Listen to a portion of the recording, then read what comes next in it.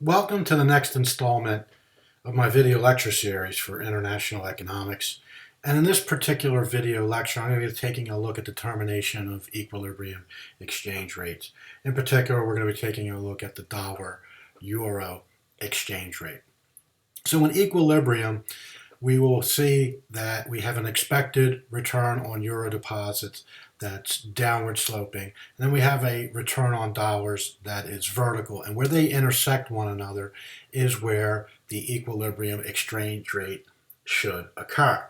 So to illustrate this point, let me give you a couple of points where it's not in equilibrium and why it's going to have a tendency to move towards an equilibrium.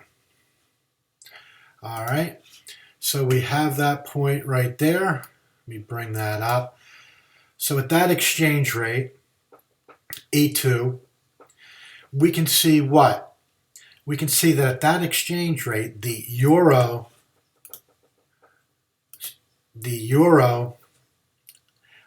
rate of return is less, in dollar terms, is less than the rate of return in the United States.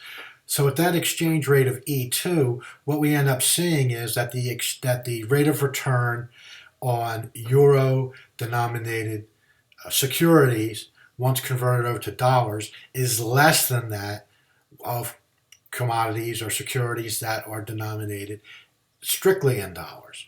So for example, you might be getting a 10% rate of return in the United States versus a 5% rate of return in the Eurozone. So that makes the securities in the United States that are denominated in dollars more attractive than the ones denominated in euros. So what individuals are going to do is they're going to want to buy dollar-denominated securities, and if they're in foreign countries, they're going to have to buy dollars in order to buy those denominated securities. Also, individuals who are holding euro-denominated securities may liquidate them because, let's say, they're getting 5% and sell those so they can purchase dollar-denominated securities. So what's going to end up happening is that individuals are going to sell euros and they're going to buy dollars, and this will cause the dollar to appreciate, and we will have pressure moving from this point here to point 1. Now make sure you remember that some of you might be looking at this and saying, well, here it looks like the dollar is going down in value. It looks like it's depreciating. No, a downward movement is actually representing an appreciation. For example, let's say that the exchange rate at E2 is $1.50 to every euro, while it's $1 at E1. So at E1, in order to purchase a euro, you have to give $1 to get that. And at E2, you have to give $1.50 to get a euro. So you can see that at E2, you have to spend $1.50 in order to get 1 euro, while you only have to spend $1 to get 1 euro at E1.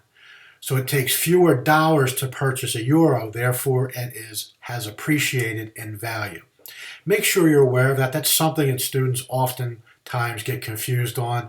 They see that this dollar-euro exchange rate is decreasing. It's going from $1.50 to $1, and they say, well, it's depreciating. No, that's telling you how many dollars it takes to buy a euro, and the fewer dollars it takes to buy a euro, that means that the dollar has appreciated in value relative to the euro. So if we're at here, that's point 2. Okay? So that means we have pressure that's going to move us from point 2 to point 1. Let us select a point that is below that equilibrium amount, and that should read R3. I messed that up. And that should have a 0.3 next to it. Let me put a 3 there.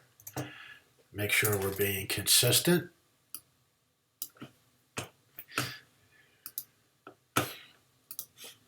And let me make sure the spacing's correct also. So that is 0.3.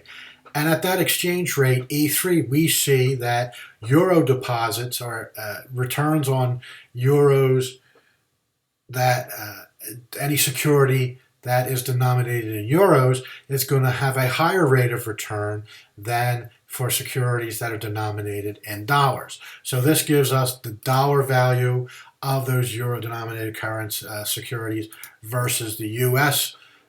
The dollar value of dollar-denominated securities. So here you can see that E3, the rate of return or the expected rate of return, is greater for euro-denominated securities than it is for dollar-denominated securities. So what is going to happen there? Individuals are going to want to purchase euro-denominated securities, driving up the value of the euro, relative to the dollar. And also what you would end up seeing is that some people might liquidate their dollar-denominated securities in order to purchase euros. So we're going to be increasing, people are going to be selling dollars in order to buy euros in order to do that. And that will cause the dollar to depreciate. It'll take more dollars to purchase euros than it did in the past. So make sure you're comfortable with where the rate of return on dollar deposits is equivalent to the expected return on euro deposits is equivalent to one another, is where the equilibrium exchange rate occurs. And then for you to understand why, if we have equilibrium exchange rate above that or below that, or an exchange rate below that, not an equilibrium exchange rate, we have an exchange rate above that or below that, and be able to explain the forces that will move us from point 2 and 3 to point 1. Also, we want to take a look at what happens if we have a change in the interest rate. So let's say there's a dollar interest rate. Let's say the Federal Reserve increases key interest rates, etc. What is that going to do? Well, that's going to cause this return on dollar deposits to increase. So I could take this and move it to the right.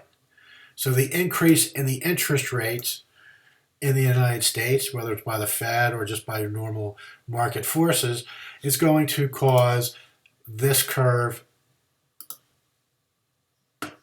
to shift to the right. We actually do that again. So that's going to cause a rightward shift of the return on dollar deposits. So what's going to happen at that exchange rate? Okay, we are going to see what? That because there's an increase in the return on dollars, that individuals are going to want to purchase more dollars. So at this equilibrium exchange rate, what's going to happen is that at this equilibrium exchange rate here, you're going to see that there's a difference between the rates of return in euro deposits for dollar deposits. Now it's going to be much more attractive to purchase dollar-denominated securities than euro-denominated securities, and individuals will react to that, and they will start purchasing dollars in order to buy those dollar-denominated securities. So that will cause the exchange rate to appreciate as people buy more and more. Oh, let me actually take that away. Let me delete that. Didn't double click it fast enough. So we have that point there. That is going to be the new equilibrium. And let me cheat here and just copy this down and change this to a 2. That is going to be the new exchange rate. If the exchange rate had stayed at E1, that would have meant that the dollars at that exchange rate, dollar-denominated securities are more attractive than euro securities. Individuals will start purchasing those more attractive securities, which will drive the price of the dollar, causing the dollar relative to the euro to increase, causing the appreciation of the dollar relative to the euro. And finally, we want to take a look at what would happen if there's a rise in the euro interest rate. So what that will do is will cause the expected rate of return on euros curve to shift to the right. So this curve will shift to the right. And let me draw in that shift. Put an arrow on there. So when there's a rise in the euro interest rate, that causes the expected rate of return on euro deposits to shift to the right. And this will cause the new equilibrium to be where the original return on deposits line intersects the new expected rate of return for euros. And let me actually change the color of that to black. So, again, if I cheat, cut and paste 2, and let me signify this that this is the second one. So our original equilibrium position was at 1, where the return on dollars was equal to the expected rate of return on euro deposits. Now there's an increase in the interest rate in the eurozone. This causes this curve to shift to the right because there's a greater rate of return on the euro denominated deposits. So we have a new expected return on euro deposits, which is euro deposits 2. And now we have a new equilibrium. What occurs here is if we stayed at this original exchange rate, the attractiveness of the euro-denominated securities would be much greater than that of the dollar-denominated securities. The expected rate of return would be greater in the eurozone for euro-denominated securities than it would be for the dollar. Therefore, individuals would want to purchase more euro-denominated securities and less dollars. Therefore, they'd have to buy more dollars and buy more euros and supply dollars in exchange from them. And this would cause the exchange rate to depreciate. So we might move from a situation where originally it was $1 was the equivalent of €1, but now it's $1.50 for €1, indicating that it's taking 50% more dollars to purchase the same quantity of euros.